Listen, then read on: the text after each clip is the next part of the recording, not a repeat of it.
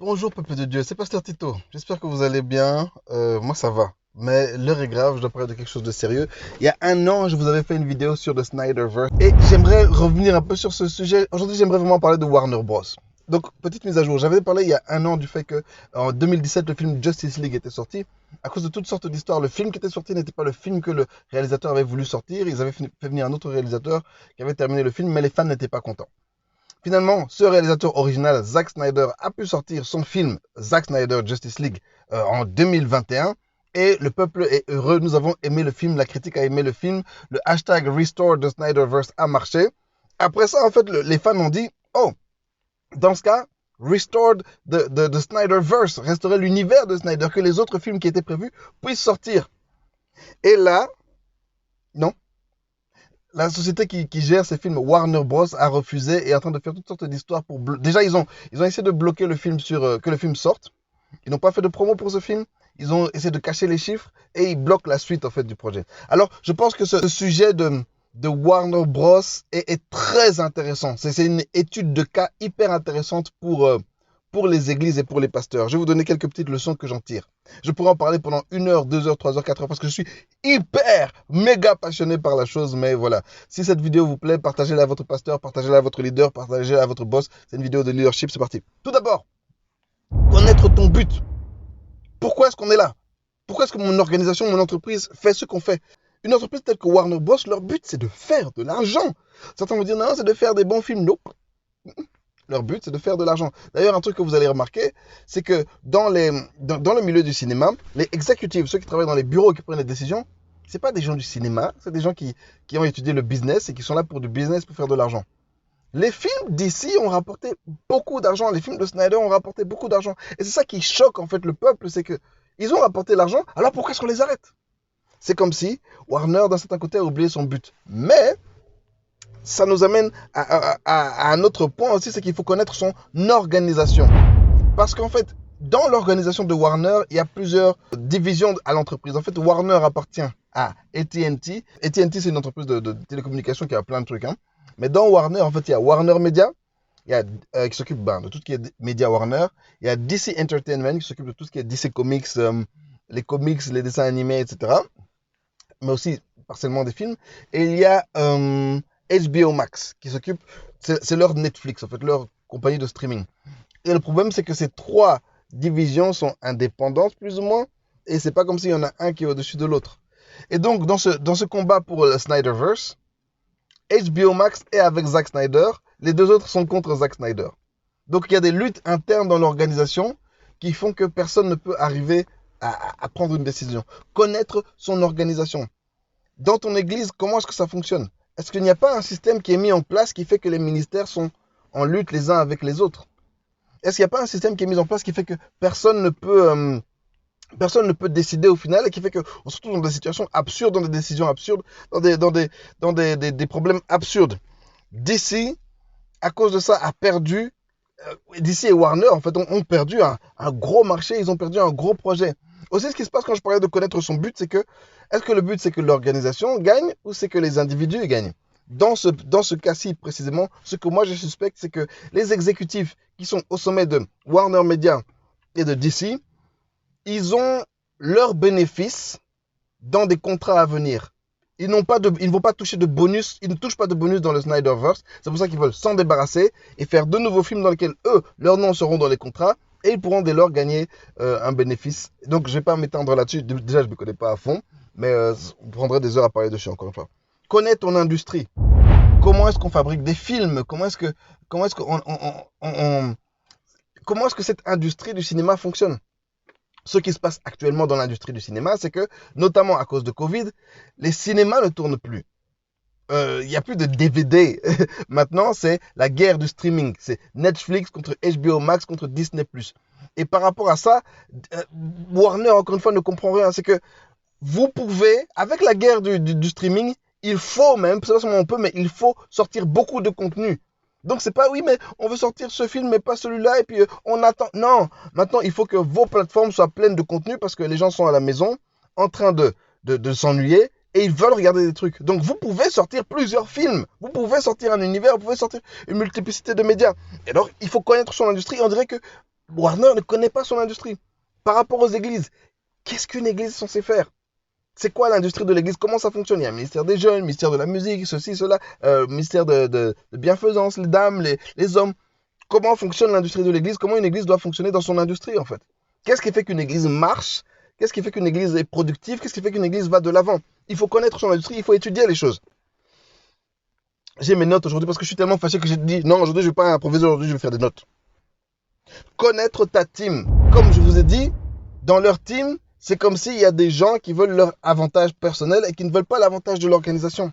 Dans leur team, il y a un Zack Snyder qui est très soutenu par le peuple.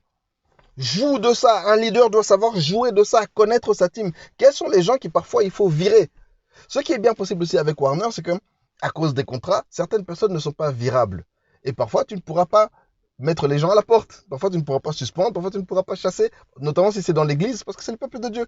Alors, parfois, il faut bien placer les gens dans des postes où ils pourront soit arrêter d'embêter, mais surtout où ils pourront être productifs. Souvent, à l'église, en fait, il y a un problème où on va mettre quelqu'un qui a un don pour le service d'ordre, tu vas le mettre comme responsable de la chorale.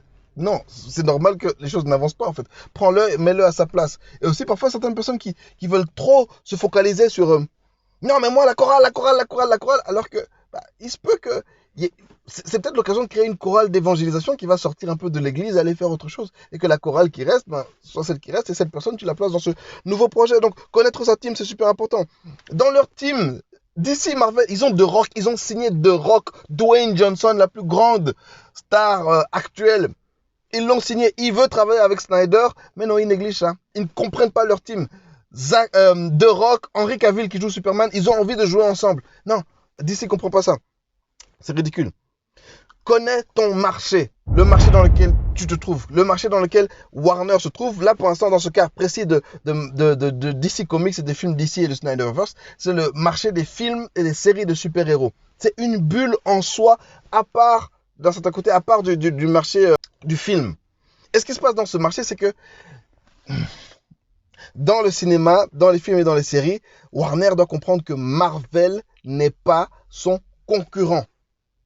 Marvel n'est pas le concurrent de DC dans le marché des super-héros. Comment est-ce que je peux dire ça? Mais non, Marvel, DC, c'est la concurrence depuis le début. Au niveau des comics papier, ça l'a été. Mais au niveau des films et des séries, etc., pas tellement. Pourquoi? Parce que Marvel, ils ont créé un marché. D'abord, ils appartiennent à Disney. Et leur cible, c'est très fort les enfants, les trucs super jovial, les trucs super careless comme ça.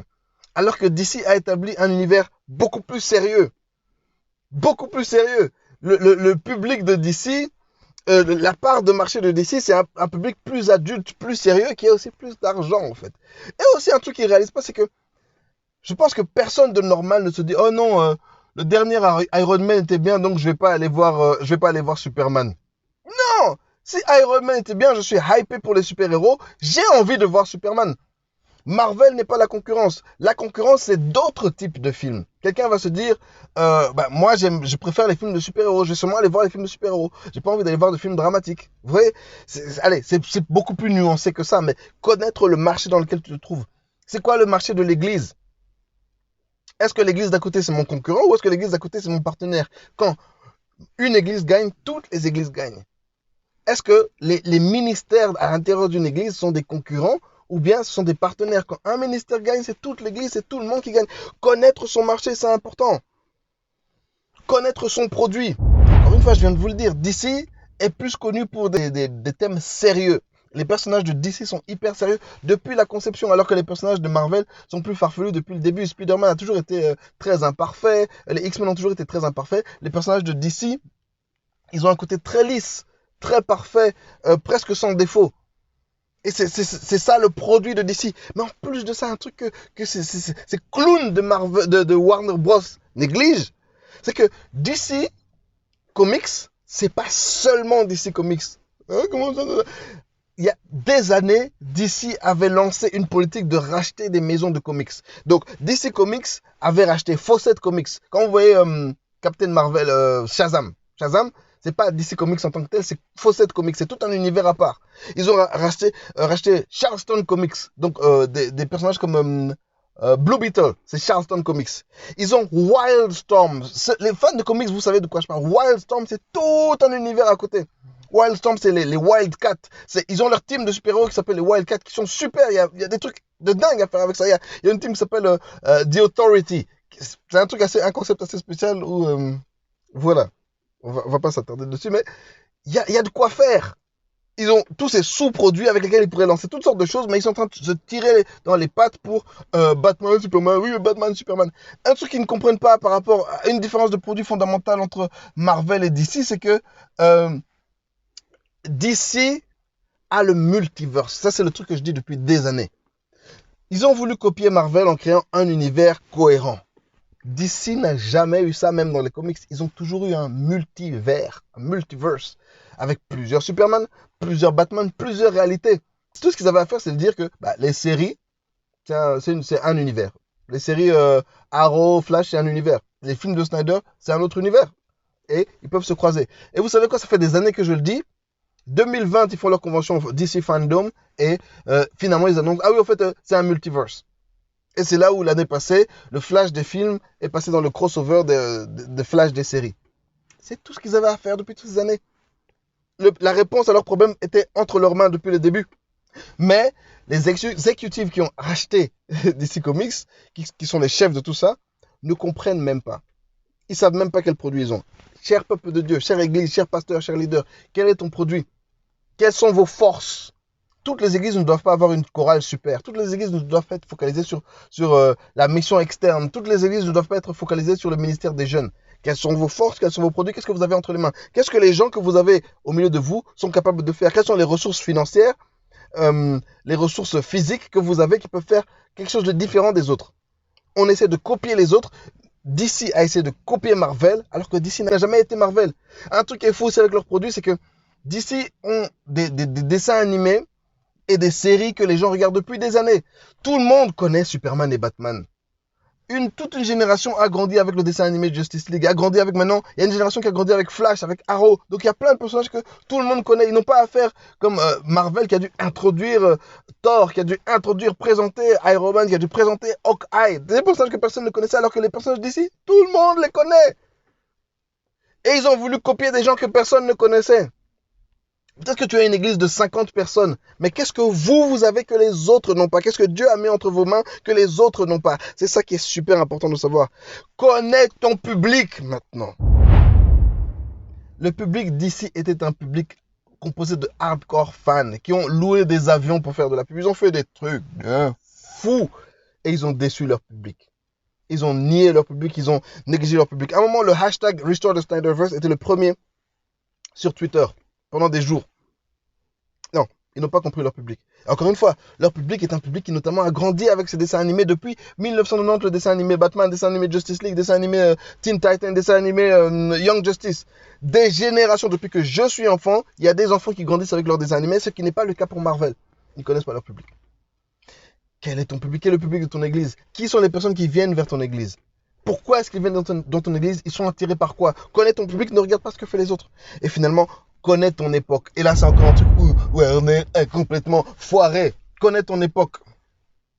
Connais ton époque. Ils sont en train de dire non, on va annuler le Snyderverse pour faire un Superman noir. Bandeko.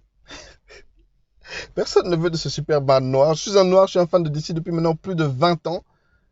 Personne ne veut de ce Superman noir. Il a sa place. Un jour, peut-être, ce sera le moment. Mais on leur demande, les fans leur demandent depuis des années de mettre Jon Stewart, Green Lantern noir dans les films. Zack Snyder avait mis Jon Stewart, Green Lantern noir dans les films. Ils ont dit, oh non, non, mettez pas Jon Stewart. Et maintenant, ils sont là, non, pour plaire aux noirs, parce qu'en fait, ils veulent soi-disant connaître, ils connaissent soi-disant leur époque, que les gens veulent de la diversité. Non, on veut mettre Superman noir. Ils connaissent pas leur époque, en fait. Ils connaissent pas leur époque. On n'est plus à l'époque où tu peux rouler les gens et leur présenter des vieux trucs, des vieux concepts pour plaire aux différentes couleurs, aux différentes races et à la diversité. Non, non. Maintenant, c'est à l'époque où on veut de l'authenticité. On veut comme Black Panther, comme Marvel a très bien fait, un Black Panther avec des noirs, par des noirs, pour des noirs. On veut Jon Stewart. On veut pas de votre Superman noir, on s'en fout. Depuis des années, on leur demande Static Shock. Encore une fois, un dessin animé que certains regardaient étant enfants, on est adultes, on leur demande, donnez-nous Static Shock. Ils veulent pas nous donner Static Shock. Non, on veut Superman noir, on va vous donner Superman noir. Ils comprennent rien. Warner, vous comprenez rien. Peuple de Dieu, Église, c'est quoi le temps maintenant de l'Église? Est-ce que c'est le temps de rester enfermé? C'est le temps de sortir, d'évangéliser? C'est le temps de faire quoi? Connaître son époque. Parce qu'on doit avoir des stratégies différentes selon les époques, parce que le monde a des besoins différents selon les époques, et parce que le Saint-Esprit bouge différemment selon les époques. Oui, mais on a toujours fait ça comme ça. Eh non. Connais ton époque, connais ton but, connais ton industrie, connais ton organisation, connais ta team, connais ton marché, connais ton produit, connais ton public, connais ton époque. Warner Bros, est-ce que vous m'entendez? Ok. Je me calme un peu. Encore une fois, cette vidéo du point de vue du leadership vous a semblé intéressante. Partagez-la. Partagez-la à votre pasteur. J'ai un podcast de leadership qui va bientôt arriver. Je vais vous le révéler bientôt. Soyez calme. Je reviens aussi avec l'état Bible et toutes sortes de choses. Voilà. J'espère que cette vidéo vous a plu, vous a intéressé. Soyez bénis. Bon dimanche à tous. Warner Bros. Je vous déteste.